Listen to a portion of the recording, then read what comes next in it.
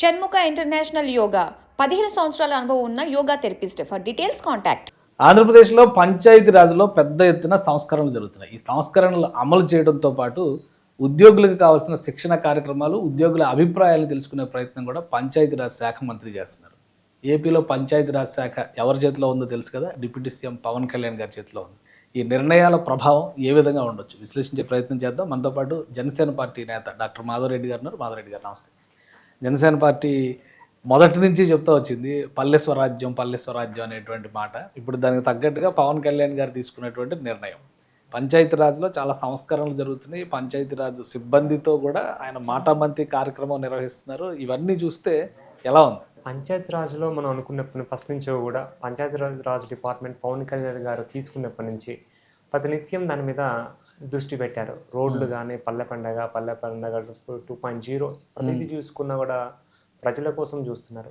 ఈసారి ఏం చేస్తారు, నేను కొంచెం ముందడుగు ఏం చేసి అసలు ఉద్యోగులకు ఏం సమస్యలు ఉన్నాయి, ఉద్యోగులలో ఇంకెలాంటి మార్పులు చేయాలి, డిజిగ్నేషన్స్ ఏం మార్చాలని దాని మీద ఒక ముందడుగు చేసి దాని మీద అనాలిసిస్ చేశారు.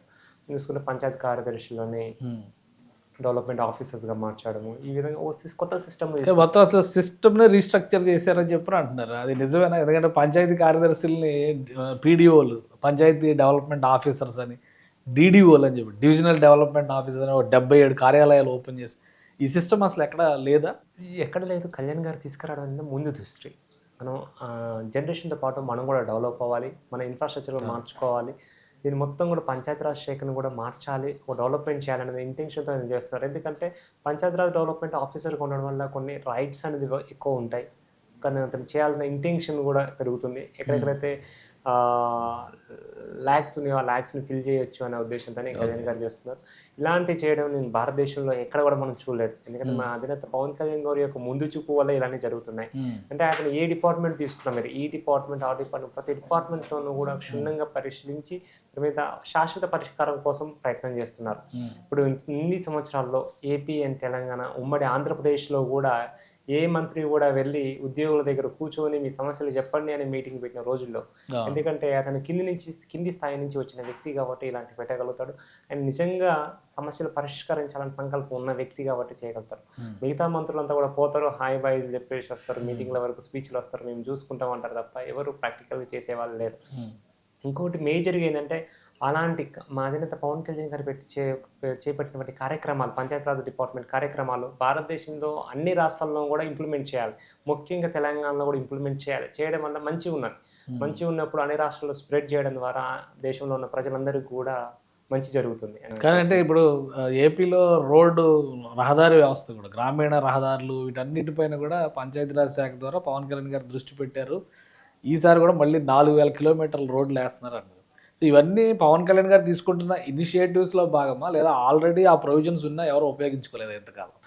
ఆ ప్రొవిజన్స్ ఉన్నాయండి, చిత్తశుద్ధి లేక ఉపయోగించుకోలే. మా అధినేత పవన్ కళ్యాణ్ గారు అంటే కేంద్రం నుంచి వచ్చే ప్రతి రూపాయ, ఏ అయితే ప్రొవిజన్స్ ఉన్నాయి, ఏ స్కీమ్స్ ఉన్నాయి, ముందు సెంట్రల్ గవర్నమెంట్లో ఉన్న ప్రతి స్కీమ్ని ఉపయోగించుకోవాలని చెప్పి, లేకపోయినా కూడా కేంద్ర ప్రభుత్వాన్ని ఒప్పించి తీసుకొచ్చి కార్యక్రమాలు చేస్తారు. ఎందుకంటే ప్రతి ఒక్కరికి సార్, ఏ విలేజ్కి వెళ్ళినా మౌలిక సదుపాయాలు కావాలి, రోడ్లు మంచిగా ఉండాలి.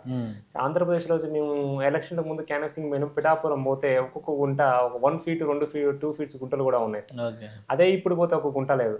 ఎందుకంటే మా అధినేత పవన్ కళ్యాణ్ గారికి ఆ రోడ్ల మీద క్షుణ్ణంగా అవగాహన ఉంది. ఎందుకంటే ఆయన అవగాహన ఏ విధంగా ఉందంటే, అప్పుడు మేము ఆంధ్రప్రదేశ్లో 2-3 ఇయర్స్ గవర్నమెంట్ ముందుకు ఒక 1 ఇయర్ ముందు Jaganmohan Reddy good morning sir అని చెప్పి రోడ్ల మీద కార్యక్రమాలు చేశారు. ఎందుకంటే వాటిని ఉత్తిగా చెప్పలేదు, ఎక్కడ సమస్యలు ఉన్నాయని తెలుసుకోవడానికి క్షుణ్ణంగా చేసి వాటన్నిటిని కూడా రోడ్లు వేసే ప్రయత్నం చేస్తున్నారు. ఇప్పుడు కూడా 4000 కిలోమీటర్ల రోడ్లు శాంక్షన్ అయినాయి, చేస్తారు. ఇప్పుడు అంటే ఈ రహదారి వ్యవస్థని బలోపేతం చేయడం, సిస్టంలో సంస్కరణలు తీసుకురావడం, మూడవది ఉద్యోగులకు సంబంధించి తీసుకున్నటువంటి నిర్ణయం. ఆయన అవుట్సోర్సింగ్ ఉద్యోగులకు కూడా బకాయిలు క్లియర్ చేయడానికి ఇనిషియేట్ చేశారు. మహిళల కోసం కమిటీలు, ఇట్లా చాలా సంస్కరణలు తీసుకొస్తున్నారు. సో ఇవన్నీ జనసేన పార్టీ ముందుగానే ప్లాన్ చేసుకున్నటువంటి ఎజెండా అన్న ఏరుకోరి మరి ఆ శాఖ తీసుకున్నారు కదా. సో అందుకని ప్రతిదీ అమలు చేయడానికి ఆయనకు ఒక వెసులుబాటు దొరికిందని చెప్పని అనుకోవాలి.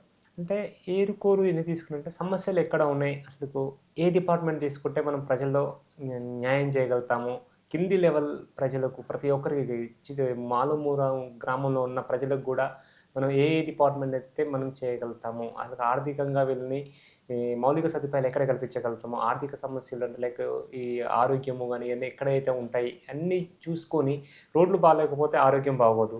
అట్లా ప్రతిదీ ఆయన చూసుకున్నది Panchayati Raj is the best department అనుకోని తీసుకున్నారని నా యొక్క వ్యక్తిగత అభిప్రాయం. ఓకే. అంటే ఫస్ట్ నుంచి కూడా ఈ పల్లెటూరు వాతావరణం అన్నా, కింది స్థాయి ఈ ప్రజలు అన్నా, గ్రామాలలో వెళ్ళడం అన్నా, వ్యవసాయం అన్నా, ప్రకృతి అన్నా ఇయన్నీ ప్రేమ ఎక్కువ. అందుకే పంచాయతీరాజ్ సో తీసుకున్నాను. వాటి వల్లే ఆయన ఇన్ఫ్లుయెన్స్ అయ్యి ఆ శాఖ తీసుకుని అటవీ శాఖ, పంచాయతీరాజ్ శాఖ. సో అంటే జనసేన పార్టీ కార్యకర్తలు కూడా ఈ విషయంలో సాటిస్ఫై అవుతారా పవన్ కళ్యాణ్? ఇంకొకటి ఏంటంటే నా డౌట్, అసలు ఏ అనుభవం లేకుండా నేరుగా ఎమ్మెల్యే, మంత్రి అయ్యారు ఆయన. అవును. సో అయినా కానీ ఇంత ఎఫెక్టివ్గా పనిచేయడానికి కారణం ఏంటి అనే చర్చ కూడా నడుస్తుంది. అనుభవం మంత్రిగా, ఎమ్మెల్యేగా లేదు. కానీ ఒక ప్రజానాయకుడిగా, ప్రజల్లో ఉండే వ్యక్తిగా, ఒక సేవా కార్యక్రమం చేసే వ్యక్తిగా, అందరూ మంచిగా ఉండాలనే వ్యక్తిగా చాలా అనుభవం ఉంది.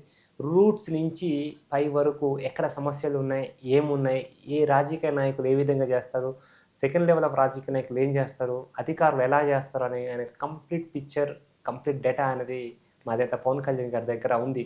కాబట్టి ఆ డిపార్ట్మెంట్‌ని ఎంచుకున్నారు. సో ఆయన అమలు చేయడం కూడా చాలా ఈజీ అనమాట ఆయనకంటే.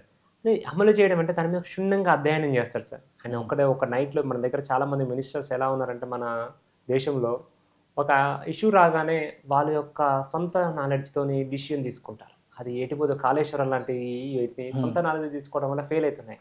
మా అధినేత అలా తీసుకోరండి. దాన్ని క్లియర్‌గా అధ్యయనం చేస్తారు. శాస్త్రవేత్తలు, నిపుణులతోని, సీనియర్స్‌తోని, లీగల్ డిపార్ట్మెంట్ మల్టిపుల్ దానికి ఏదైతే సోర్సెస్ ఉన్నాయో అందరితోని చర్చించి అందరి ఒపీనియన్‌ని క్లబ్ చేసి ఫైనల్ డెసిషన్ తీసుకుంటారు. కానీ రాత్రికి రాత్రి తీసుకునే డెసిషన్ కాదు కాబట్టి సక్సెస్ అవుతున్నాయి. సో అంటే కళ్యాణ్ గారు అయితే కాళేశ్వరం ప్రాజెక్ట్ ఇంకా డిఫరెంట్‌గా డిజైన్ చేసి ఉండేవాళ్ళు అంటారా?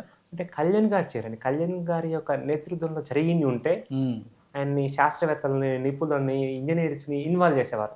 ఓకే. ఓన్ డిసిషన్ కాకుండా అందరి ఒపీనియన్స్ తీసుకొని మనం రియాలిటీ ఏదుంది చూసి అంటే ఇప్పుడు మేడిగడ్డ ప్రాజెక్టుతోని కేసీఆర్ గారికి ఉపయోగపడింది. అలా ఆయనకు సొంత ఉపయోగాలు లేకుండా ప్రజలకు ఏది ఉపయోగపడితే ఆ విధంగా కాళేశ్వరం కట్టేవాళ్ళు.